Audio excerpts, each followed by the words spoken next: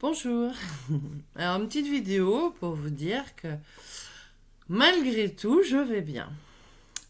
Oui, malgré tout, parce que vous pouvez, parce que vous me suivez, vous savez, je partage ce qui m'arrive au quotidien et ma réflexion par rapport à ça, mes réactions, mes choix, mes pleurs, mes larmes, mes sourires. Parce que ce que j'aimerais faire passer aux gens, c'est parce que ma vie vous paraît trop tumultueuse, mais la vie de tout le monde est tumultueuse. Si la vie est lisse, c'est qu'il n'y a pas de vie en fait.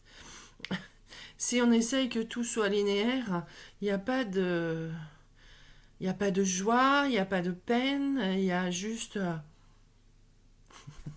Moi, je pourrais pas vivre comme ça. C'est clair.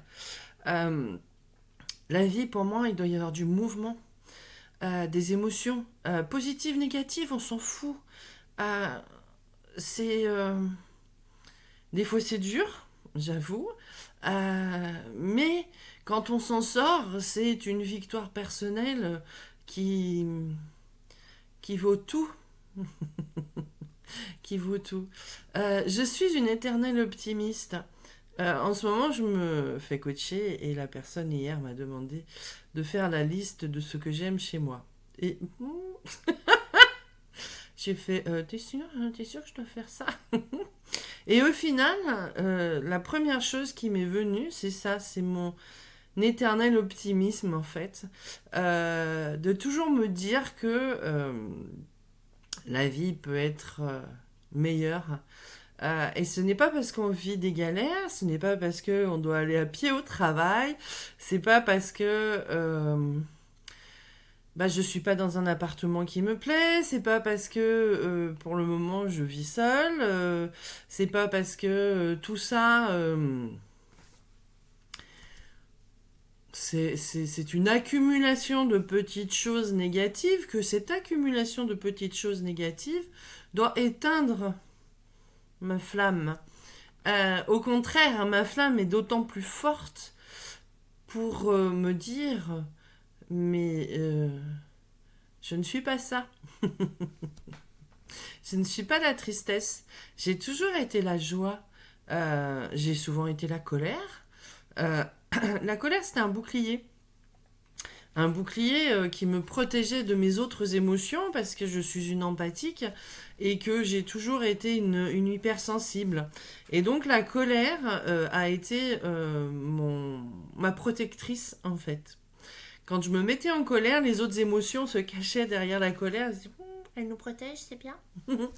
Mais la colère, je l'ai lâchée. Donc je vis ces autres émotions de façon XXL, mais ça ne veut pas dire que je les vis mal. Je les gère. C'est Ça fait partie de l'humain que nous sommes. Nous sommes incarnés dans un véhicule humain qui a des émotions et ces émotions viennent nous parler de nous, de ce qu'on aime, de ce qu'on n'aime pas, de ce qu'on a envie de vivre, pas envie de vivre. Euh, la société nous oblige à une possession matérielle qui fait que quand on l'a pas, on a l'impression de ne pas être, comment dire, de ne pas être plein, entier, complet. Alors que moi, c'est en perdant tout que j'ai compris où est ma plénitude, où est mon centre, où est le lieu où j'ai envie d'être et j'ai envie d'y rester, même si il y a des remous, il y a des fluctuations, il y a des vagues, mais c'est un petit peu la mer, la tempête, l'ouragan des fois. J'aime me comparer les émotions au climat. Et je préfère largement que ce soit la tempête plutôt que la sécheresse. Parce que la sécheresse, c'est douloureux. La vie a du mal à s'y installer dans la sécheresse. Alors que dans la tempête, même si euh, il y a des arbres. Les arbres sont penchés, mais il y a des arbres. Ils s'adaptent à la tempête. Et donc, ils poussent, ils grandissent et ils s'adaptent. Et moi, en tant que dysorthographe, dyslexique, voilà, j'ai pas la totalité des 10 qui m'appartiennent. Euh, j'ai une capacité d'adaptation phénoménale, en fait. Et c'est ça qui fait évoluer le monde. C'est la capacité d'adaptation. C'est-à-dire que l'humain a toujours capacité de s'adapter. Mais il ne faut pas de s'adapter dans la sécheresse et dans l'enfermement et dans le retrait de soi. Il faut s'adapter dans l'expression de ce soi, de ce moi, de cette énergie, de cette couleur intérieure. C'est ma plus grande peur, c'était de faire les choses seule. Et maintenant que je les fais seule, au final, je me rends compte que je peux les faire quand même. J'ai rarement été toute seule parce que j'ai passé 10 ans entre mes deux mariages. J'avais mes enfants, je n'étais pas seule. Là, vraiment, physiquement, géographiquement, et même non, je suis pas seule parce que j'ai des amis, j'ai des connaissances, euh, j'ai des contacts, je croise des gens tous les jours, des gens avec qui je vais échanger 2 mots, 3 mots. Hier, j'ai discuté avec une petite dame et elle me dit, j'aime pas l'hiver parce que le matin, il fait noir tard. En fait, le changement d'horaire, moi, je me lève tôt le matin et puis il fait nuit. Et je l'ai regardé, je lui dis, mais le soleil brille, pourtant. Moi, j'ai la capacité, même dans la nuit la plus noire, de savoir que, mais juste on lui tourne le dos au soleil. Il est là, il existe. Donc même dans les nuits les plus noires, c'est là qu'on voit les plus belles étoiles. Parce que justement, la moindre petite lumière peut se voir et moi, ma lumière, elle se voit de plus en plus. Et au milieu de cette noirceur ambiante, c'est ça le plus important, c'est notre lumière. Un monsieur est passé dans la semaine au magasin.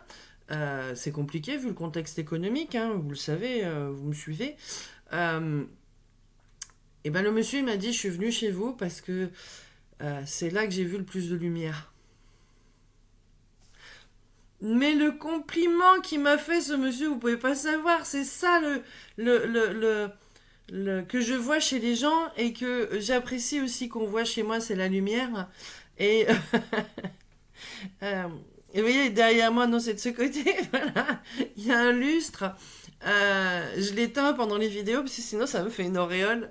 Euh, c'est trop rigolo. Je me suis dit, non, ça fait un petit peu trop. Euh,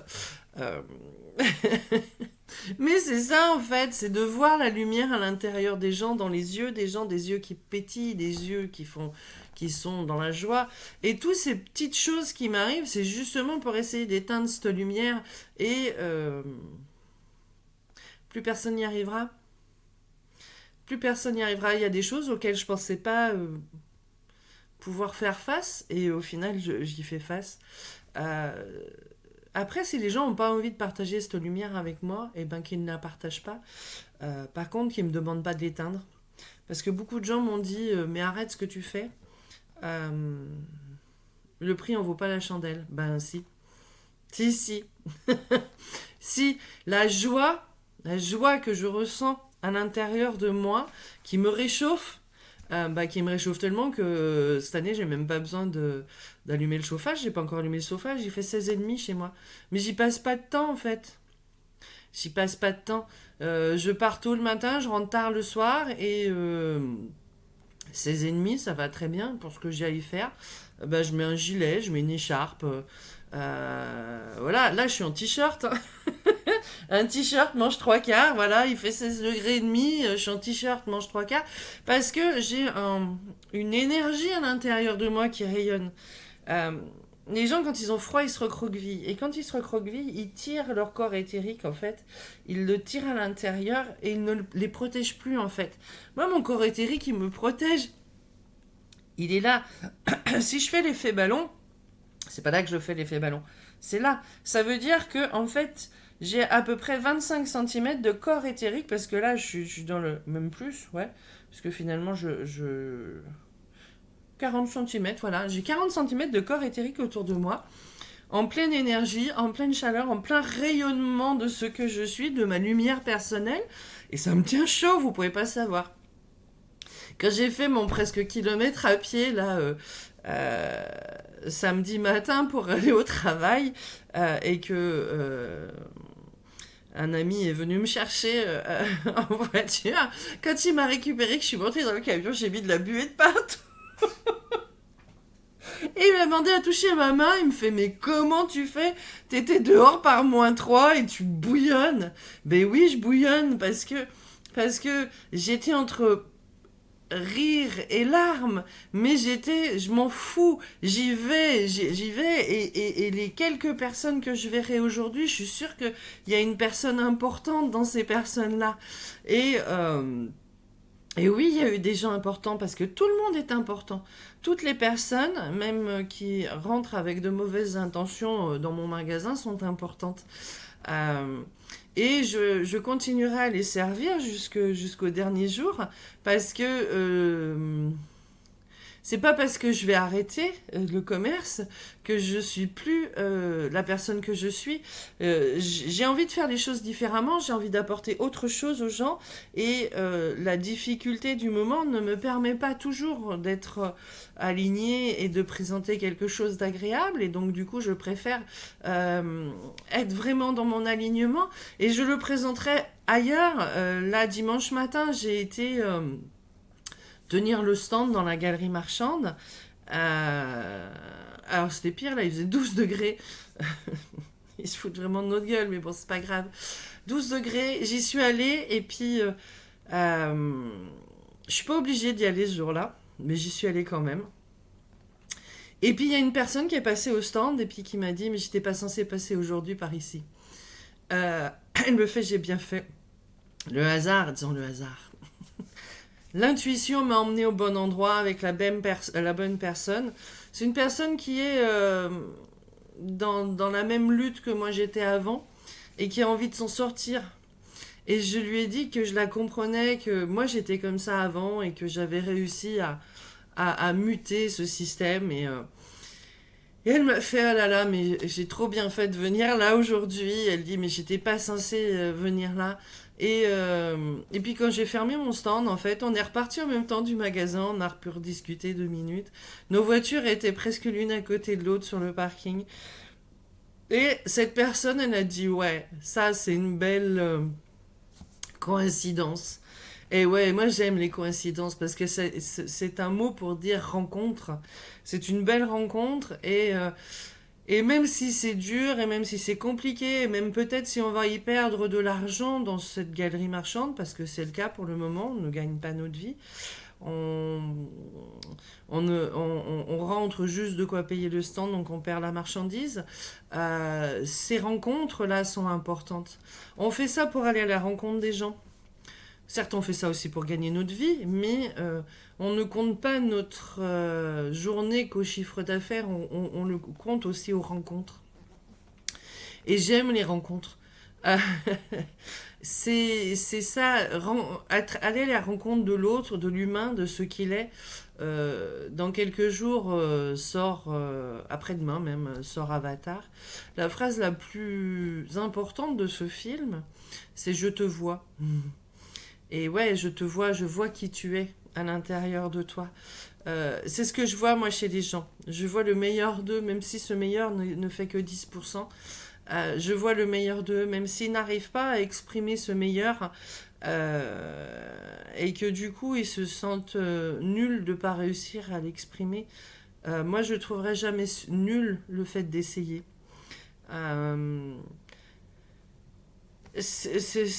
Exister à travers l'autre ne fonctionne pas.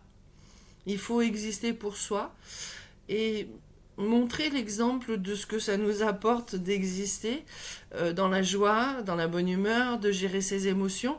Et quand on arrive à faire ça, après les gens viennent vers nous en disant « Mais comment t'as fait ?» Il est où le secret ? Le secret, c'est d'être bien à l'intérieur de soi, en fait. Bien avec ses émotions, positives ou négatives, bien dans son alignement, dans l'expression de cette énergie qu'il y a à l'intérieur de nous. Et des fois, il faut des gros chocs émotionnels négatifs pour y arriver, malheureusement, parce que on est pris dans les boucles temporelles qu'on nous impose. Et pour sortir de cette boucle temporelle, euh, c'est des fois compliqué. D'aller à la rencontre de soi, c'est très compliqué, surtout quand beaucoup de choses ont fait qu'on a perdu pied, en fait. On a perdu. On n'a peut-être même jamais eu, en fait, ce réconfort, ce renforcement. Moi, je l'ai appris en auto-école de ne. euh, renforcer, en fait. Mais j'ai pas toujours pensé à le faire dans mon quotidien. Euh, dire à l'autre pourquoi on l'aime, dire à l'autre qu'est-ce qu'on apprécie avec lui dans la vie. Euh, c'est ça, c'est ces petits bouts-là qui réparent le puzzle où il manque des pièces. Euh, mon puzzle est en train de se reconstruire et puis il est beau. J'aime, j'aime ce que je suis en train de devenir parce que du coup, c'est celle que j'ai toujours vue à l'intérieur de moi et qui n'a pas toujours pu s'exprimer en fait, n'a pas toujours pu sortir de là. Euh, c'est ce côté pop. Quelqu'un m'a dit l'autre fois, vous aimez bien les choses excentriques. Non, euh, je suis peut-être excentrique pour elle, mais je suis moi pour moi. Euh, j'ai toujours eu envie d'une coiffure pleine de tresses, pleine de...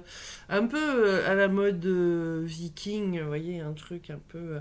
et, euh, et, et, et mes cheveux, j'arrive plus à les laisser pousser, donc mettre des rajouts, mettre des couleurs, mettre de la vie, tout simplement. Euh, la norme n'est pas... Moi, je trouve la norme triste, en fait. Euh, j'ai essayé avec les vêtements de proposer autre chose, mais au final, j'ai pas trouvé ma clientèle parce que euh, peut-être que ce côté pop euh, ne peut pas s'exprimer correctement chez les gens. Les gens qui sont venus chez moi, la clientèle que j'ai rencontrée à Auray pour les vêtements, ne correspond pas du tout à celle que j'avais envie de rencontrer, avec celle à qui je voulais proposer ça. Certaines personnes y ont quand même trouvé leur bonheur, tant mieux.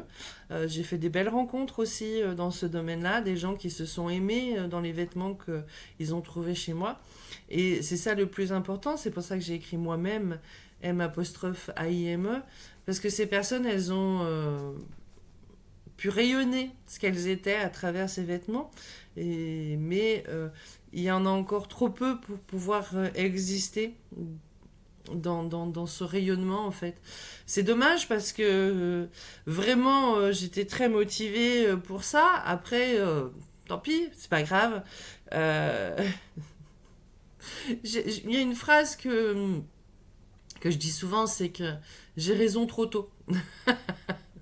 C'est-à-dire qu'en fait, je capte les idées, je capte les informations un petit peu à l'avance, avec mes petites antennes. Plus là, j'en ai rajouté.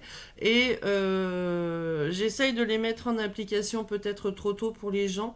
Parce qu'en fait, une idée, pour qu'elle descende jusque dans la masse, il lui faut un certain temps. Et moi, je vais la capter plus haut que tout le monde. Et donc, du coup, quand je la propose, elle est... trop avant-gardiste. Et puis quand elle devient à la mode, et ben moi j'en ai déjà capté une autre, je suis déjà ailleurs en fait. Et quand je pourrais vivre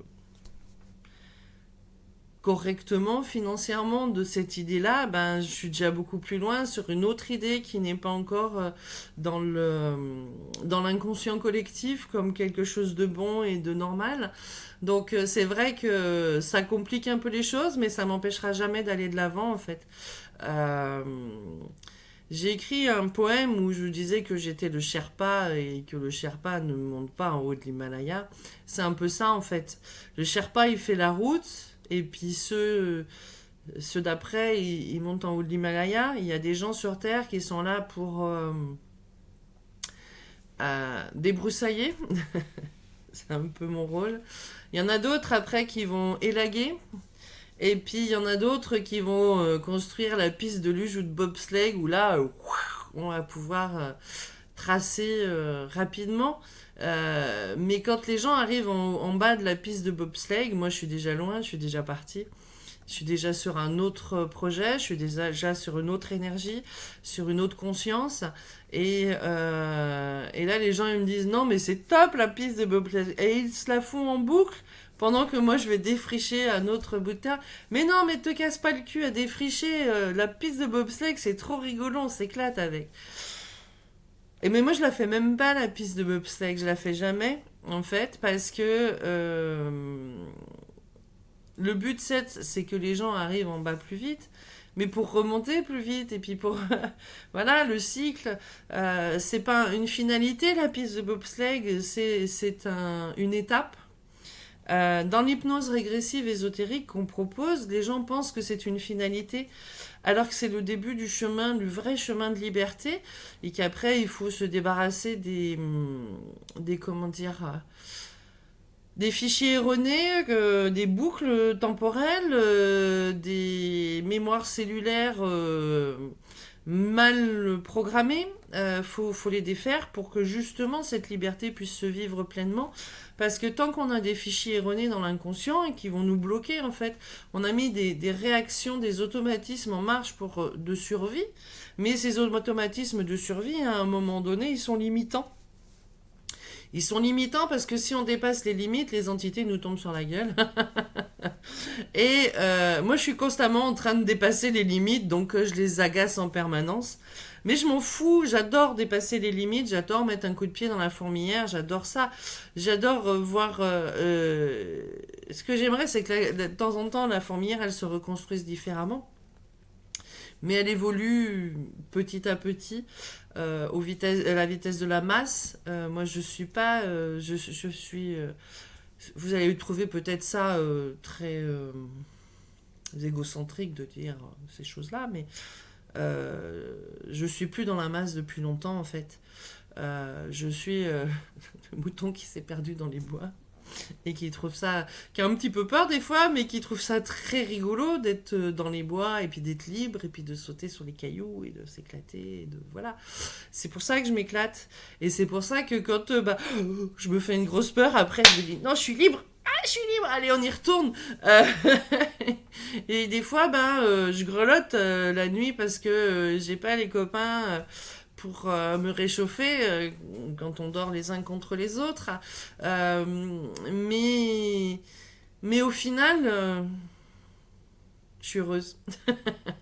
Donc, on m'a demandé plusieurs fois d'arrêter. On m'a dit, mais pourquoi tu continues? Mais pourquoi si? Mais parce que la joie que ça m'apporte par rapport au stress, aux peines et aux attaques, je m'en tape.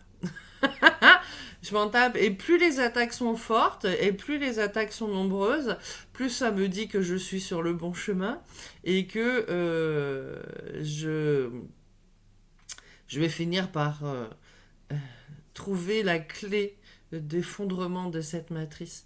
C'est mon but. C'est de l'effondrer, cette matrice. Mais c'est sûr que quand elle va s'effondrer, ça va être Koh-Lanta pour tout le monde. Mais c'est pas grave, on s'en fout. Allons chercher à l'intérieur de nous notre puissance.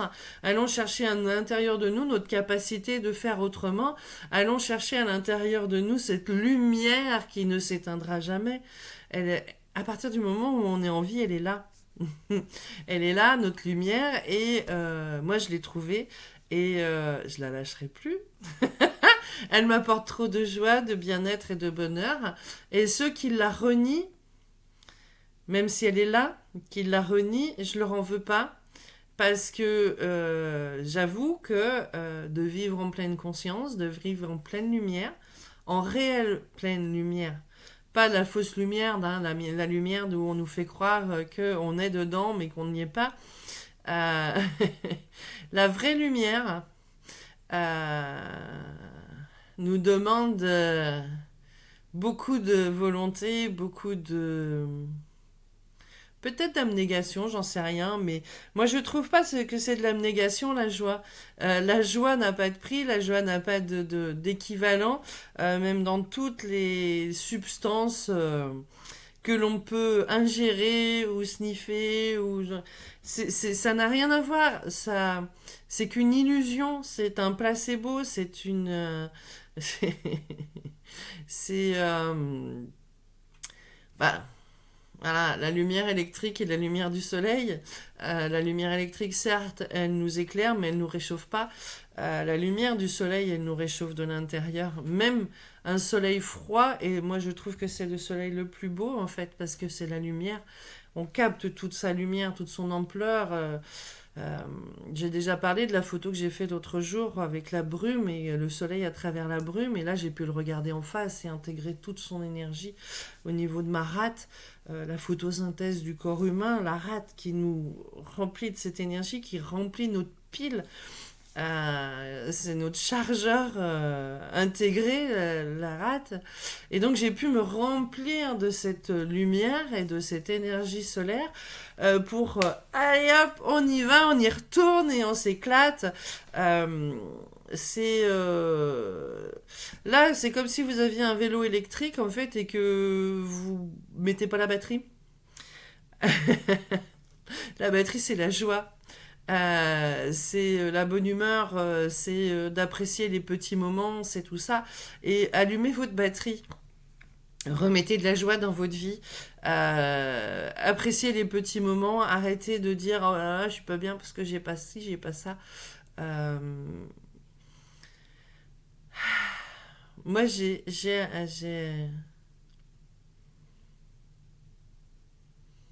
quelque chose qui ne se quantifie pas. J'ai trouvé cette chose à l'intérieur de moi qui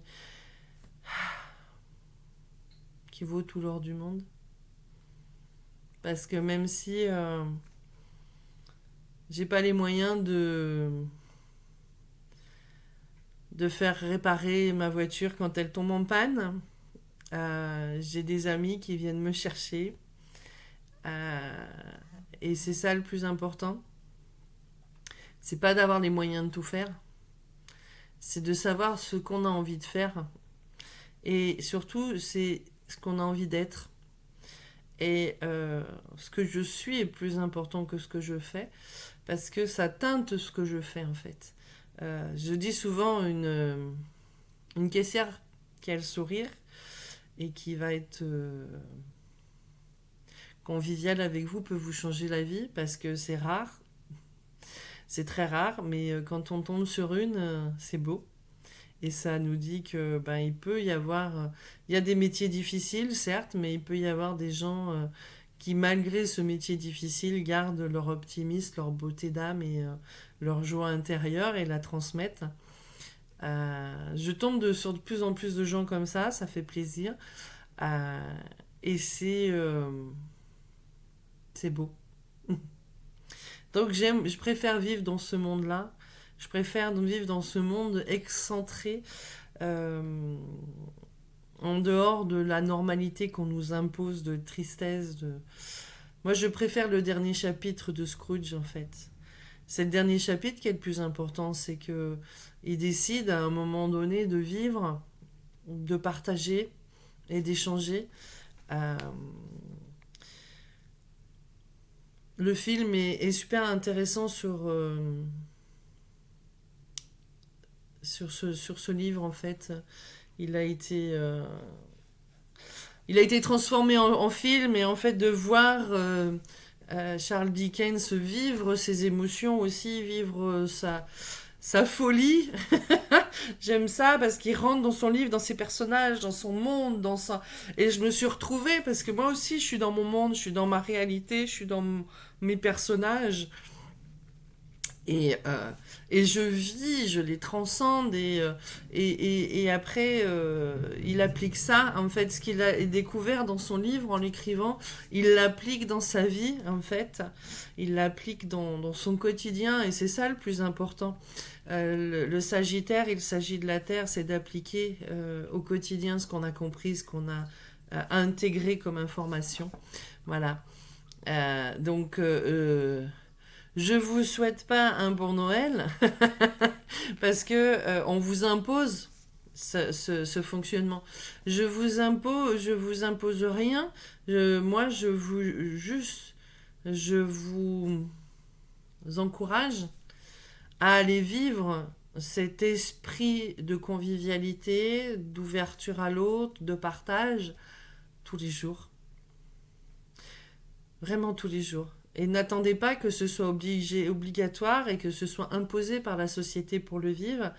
Vivez-le parce que vous avez envie de le vivre et en dehors de ces jours-là, c'est le plus important en fait.